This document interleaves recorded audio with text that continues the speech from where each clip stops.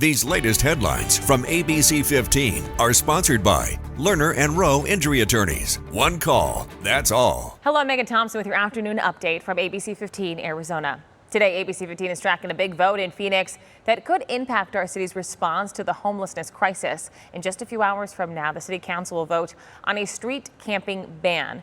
We first told you about this back when it was proposed. The ordinance would ban street camping around schools, shelters, daycares, and parks, carrying a $100 fine for violators. Last month, ABC15 spoke with advocates who worried about those penalties and how they could impact people looking to get back on their feet. Now, ABC15 is taking those questions to city leaders. Phoenix has led with services. It is not our desire to ticket folks or to put them in jail. What we want to do is get them back on their feet. If passed, enforcement would begin in September. ABC15 will be listening in to today's meeting. You can be the first to know if it passes. You can just download that ABC15 mobile app and enable notifications to your phone.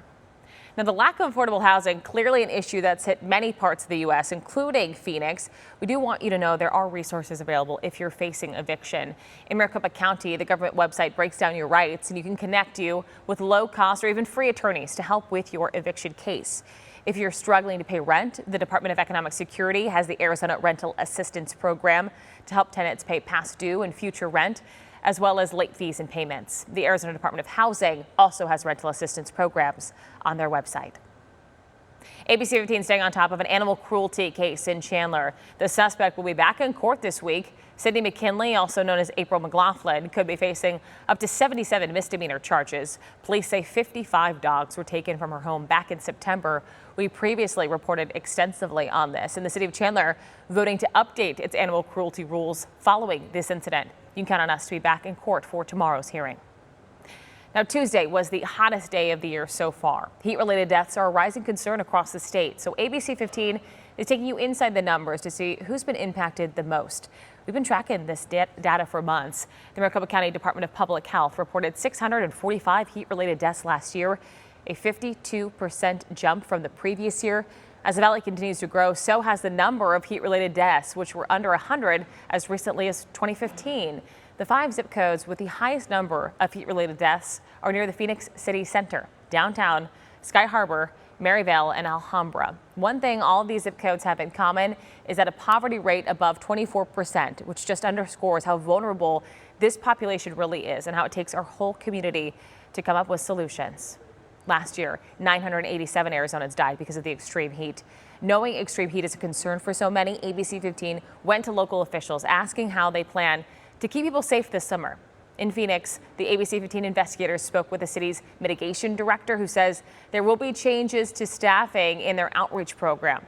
They're also making changes to keep cooling supplies properly stocked in an effort to keep them from running out like they did last year. And the city has already initiated the emergency management response team that helps officials collaborate with other city departments. Now, happening tonight, Republican candidates vying for the U.S. House District 4 nomination will take part in a debate. We'll bring it to you live on ABC15.com and the ABC15 app on your favorite streaming device. If you have questions for the candidates, you can also submit them on azcleanelections.gov/debates.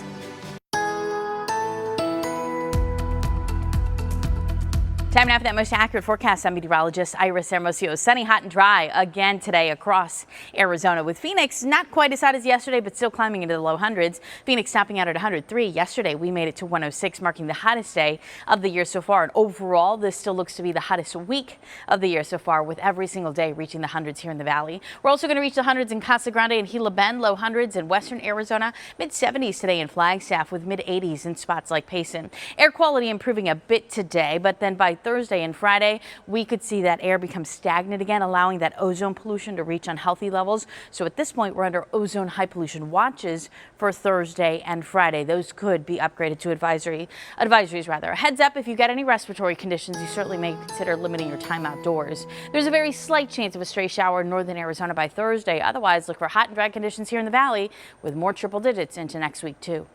We will have another update for you tonight. Until then, get the latest news, weather, and traffic at ABC15.com or by downloading the free ABC15 mobile app.